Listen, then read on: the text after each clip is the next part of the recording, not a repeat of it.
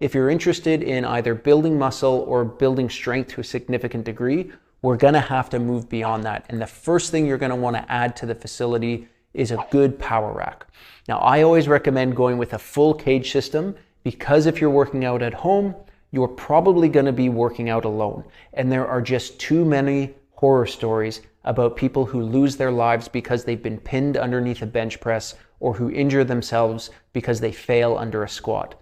The power rack gives us safety pins, so you can set these bars to the bottom of your lift so that if you're trying to max out or go for a new record, if you're in danger of failure, you can put the weight down on the safety pins and remove yourself comfortably without injury or pain or discomfort. So I highly recommend the power rack cage system for that reason. Secondly, it opens up all of our barbell exercises. So our squats, our deadlifts, rowing variations, bench pressing variations, and pretty much every power rack on the market is going to come up with a chin-up attachment. So that gives us all our vertical pulling. And we can add a lot of flexibility work using the power rack upright bars and by adding a strength band, which is a green band, which we'll discuss in the trinket section. But the power rack is going to give us the most bang for our buck after we have our initial gym setup. There are a number of variations that you can find on the market. Whatever you think is the best deal you can find, but really you're looking at $800 to $1,500 all in for a full power rack, and your barbell and plate system are coming down in price all the time. I think we're looking at maybe $300 for a set of a good Olympic barbell with probably something like 200 to 300 pounds of weights, and we'll include some links to a few good deals that we find online.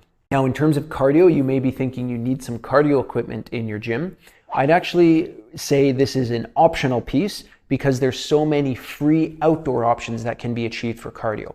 Starting with walking and hiking, getting into jogging, you can be swimming outdoors, cycling outdoors. If it's the winter months, you can be looking at cross-country skiing or snowshoeing.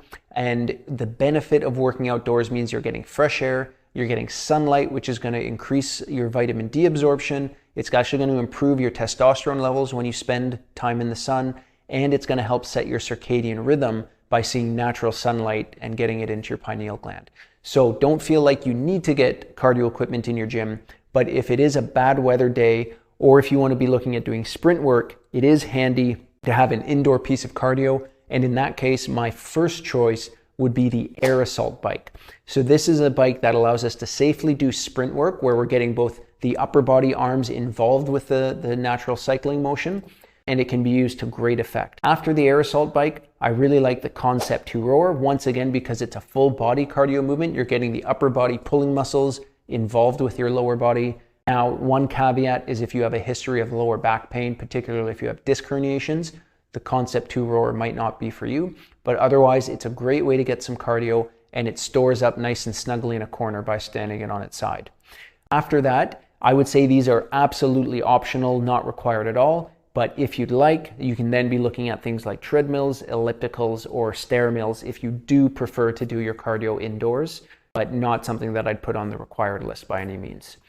Next piece we can look at is a functional trainer or a cable pulley system. This is just going to open up more exercise variation. So really, we're going to be doing a lot of the same exercises we could do with a dumbbell or a barbell, but it's going to change the direction the force is coming from. And so I don't want to get too technical at this moment, but once we stall out on some of our barbell or dumbbell strength exercises, we're able to change to make some small variations to the movement by using cable pulley systems, which can help bust through plateaus, particularly in muscle growth, and just give us a little bit of a different look, so to speak, in terms of how we feel about the exercise routine by adding in some variety and variation. Next piece that I would recommend, which I don't have in my home gym, but I'm hoping that I'm going to try one soon, that's the Freak Athlete Nordic Hyper GHD. I love an opportunity to do a review, but from what I've seen online, this is going to offer a lot of bang for your buck in one piece, which is what these recommendations are all about. So the Freak Athlete Nordic Hyper combines one machine that will allow you to do Nordic curls, glute ham raises, 45-degree back extensions, and 90-degree back extensions. These are all exercises that target the posterior chain in a way that we can't quite hit with barbells or dumbbells, And because it's an all-in-one machine, it means it's going to be compact, it stores away easily and doesn't take up a lot of space, and is really going to hammer those muscles of the posterior chain. The last thing I'd put on this list, which is also in the optional category, would be to work out with a heavy bag. So we're talking about a boxing heavy bag. The benefit here is it's going to allow you to get a fantastic cardio workout, but it also gives you a practical skill and it breaks up the monotony of the workout. So a lot of people really find boxing workouts to be a lot of fun. And anytime you can find a way to work out, especially to get cardio work that engages you and you find to be appealing and fun, I'd say go for it.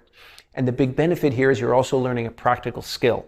And while you may not want to be getting in fistfights every weekend, it is definitely better to have a good punch and not need it than to need to know how to throw a punch and not have it available to you.